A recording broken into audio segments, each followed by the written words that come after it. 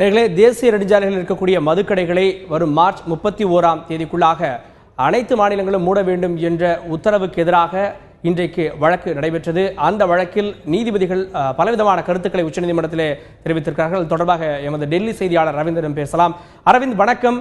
உச்சநீதிமன்றத்திலே நடைபெற்ற தமிழகம் உள்ளிட்ட பல மாநிலங்கள் தாக்கல் செய்திருந்த இந்த தடையை நீக்க வேண்டும் அல்லது இந்த தடையை இன்னும் நீட்டிப்பு செய்ய வேண்டும், ஒரு 3 மாத கால அவகாசம் வேண்டும் என்று கோரியிருந்த அந்த மனு மீதான விசாரணையில் நீதிபதிகள் பல கருத்துக்களை சொல்லியிருக்காங்க. என்னென்ன விவாதங்கள் நடைபெற்றது அரவிந்த்?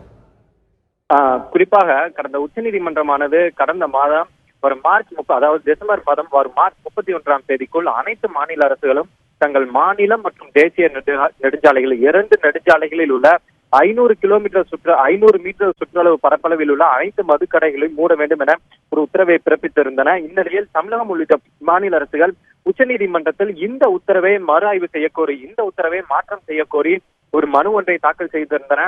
அந்த மனுவானது இன்று உச்சநீதிமன்ற தலைமை நீதிபதி அமரும் முன்பு விசாரணைக்கு வந்தது. அப்போது தமிழக அரசு தரப்பில் அட்டர்னி ஜெனரல் முகுல் ரோஹத்கி தன்னுடைய வாதத்தை துவங்கினார். அப்போது அவர் குறிப்பாக கோயம்புத்தூரை எடுத்துக்கொண்டால், கோயம்புத்தூர் மாவட்டத்தில் சுமார் 5 மாநில நெடுஞ்சாலைகளும் அதே போல ஒரு தேசிய நெடுஞ்சாலைகளும் உள்ளன. எனவே உச்சநீதிமன்றத்தின் இத்தகைய உத்தரவால் இந்த கோயம்புத்தூரில் உள்ள அனைத்து மதுக்கடைகளையுமே மூட வேண்டிய சூழல் எங்களுக்கு ஏற்பட்டுள்ளது என்ற வாதத்தை துவங்கினார். மேலும் அதே போல தமிழகத்தில் இந்த ஒரு உத்தரவின் காரணமாக சுமார் 1731 கடைகளை நாங்கள் மூட வேண்டியுள்ளது என்ற வாதத்தை முன்வைத்தார். அதே போல தமிழகத்தை பொறுத்தவரை சுமார் 25,500 கோடி ரூபாய் இந்த கடைகள் மூலமாக, அதாவது மது விற்பனை மூலமாக தமிழகத்துக்கு வருவாயாக கிடைக்கப்படுகிறது. எனவே உச்சநீதிமன்றம் இந்த உத்தரவின் மூலமாக இந்த வருவாய்க்கும் மிகப்பெரிய பாதிப்பை ஏற்படுத்தியுள்ளது. எனவே உச்சநீதிமன்றம் இதை அனைத்தையும் கருத்தில் கொண்டு அந்த 500 மீட்டர் என்ற பரப்பளவை 100 மீட்டராக குறைக்க வேண்டும் என்ற கோரிக்கையை முன்வைத்தார். அப்போது உச்சநீதிமன்ற தலைமை நீதிபதி, தமிழக அரசு இது போன்ற ஒரு கோரிக்கையை முன்வைக்கிறது நாங்கள் ஏற்றுக்கொள்கிறோம், வருமானம் பாதிக்கப்படுகிறது என்ற கோரிக்கையை நாங்கள் ஏற்றுக்கொள்கிறோம்.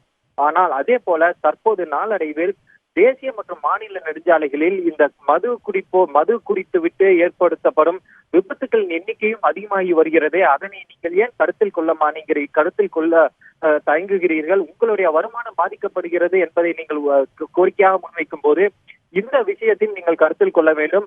உங்களுடைய வருமானத்திற்காக ஒருவரின் உயிருக்கு பாதிப்பு ஏற்படுத்தும் விதத்தில் உங்களுடைய வருமானம் இருக்க வேண்டுமா போன்ற கேள்விகளை முன்வைத்தார். அதே போல மற்ற மாநில அரசுகளும் இதே கோரிக்கையை முன்வைத்தனர். அதாவது இடத்துக்கு இடம் அந்த 500 மீட்டர் என்பது இடத்துக்கு இடம் மாற்றப்பட வேண்டும். காரணம் என்னவென்றால், இந்த மது விற்பனை என்பது மாநிலத்தின் கட்டுப்பாட்டில் இருக்கும் ஒரு விஷயம்.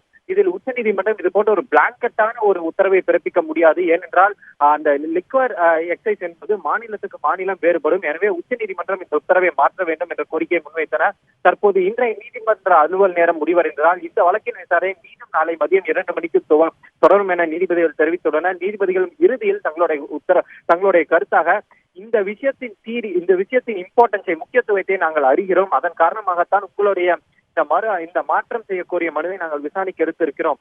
ஆனால் நாங்கள் முன்வைத்த வாதத்தையும், நாங்கள் முன்வைத்துள்ள கருத்துக்களையும் நீங்களும் மனதில் வைத்துக் கொண்டு நாளை உங்களுடைய வாதத்தை முன்வைங்கள். குறிப்பாக வருவாய் பாதிக்கப்படுகிறது என்ற ஒரே காரணத்திற்காக ஒருவரின் உயிரை பணயம் வைக்க வேண்டுமா என்ற கேள்விக்கு நீங்களும் யோசித்து நாளை உங்களுடைய வாதத்தை முன்வைங்கள் என்ற பதிலில் முன்வைத்திருக்கார். மேலும் அதே போல இந்த வருவாய் தான் மிகப்பெரிய பிரச்சனை என்றால் வேறு வழியில் இந்த வருவாய் ஈட்டுவதற்கான மாநில அரசுகள் முயற்சி செய்ய வேண்டும் என்ற கருத்தையும் அவர்கள் இறுதியில் வைத்துள்ளனர்.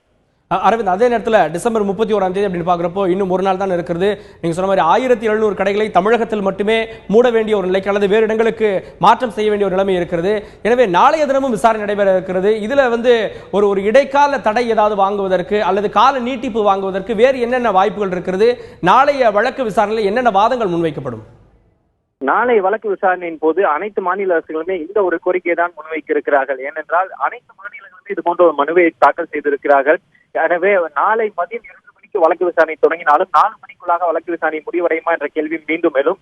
அதன் காரணமாக உச்சநீதிமன்றத்தின் உத்தரவை அதை அமல்படுத்துவதற்கான காலக்கெடுவை மார்ச் 31ஆம் தேதியிலிருந்து சற்று நீட்டிக்க வேண்டும் என்ற கோரிக்கை வைப்பதற்கான வாய்ப்பும் உள்ளது. ஆனால் உச்சநீதிமன்றம் இன்று இந்த 2 கேள்வியை மிகவும் பிரதான கேள்வியாக முன்வைத்திருக்கிறார்கள். ஒருவரின் உயிருடன் தான் தங்களுடைய வருவாய் ஈட்ட வேண்டுமா, அதே போல வருவாய் ஈட்டுவதற்கான ஆல்டர்னேட்டிவ் வேஸ், வேற ஏதாவது மாற்று வழிகளை மாநில அரசு யோசிக்கலாமே என்ற 2 கேள்விகளை முன்வைத்திருக்கிறார்கள். அதே ஒரு பாதையில் தான் நாளை வழக்கு விசாரணை செல்ல போகிறது. தற்போது மத்திய அரசும் சரி, மத்திய அரசை பொறுத்தவரை இந்த லிக்கர் டியூட்டி என்பது, லிக்கர் எக்ஸைஸ் என்பது மாநிலத்தின் கட்டுப்பாட்டில் உள்ளது. எனவே உச்சநீதிமன்றம் தங்களுடைய ஒரே உத்தரவின் மூலம் அனைத்தையும் இதை கட்டுப்படுத்த முடியாது என்ற வாதத்தை தான் அட்டர்னி ஜெனரலும் முன்வைத்திருக்கிறார். எனவே நாளை வழக்கு விசாரணையின் போது மற்ற மாநிலங்கள் இது போன்ற ஒரு வாதத்தை முன்வைக்கிறது என்பதை பார்க்க வேண்டியிருக்கும். அதனைத் தொடர்ந்து நாளைக்குள் விசாரணை முடிவடையாத பட்சத்தில் இந்த காலக்கெடுவானது நீட்டிப்பதற்கான வாய்ப்பும் உள்ளதாகவே தெரிகிறது.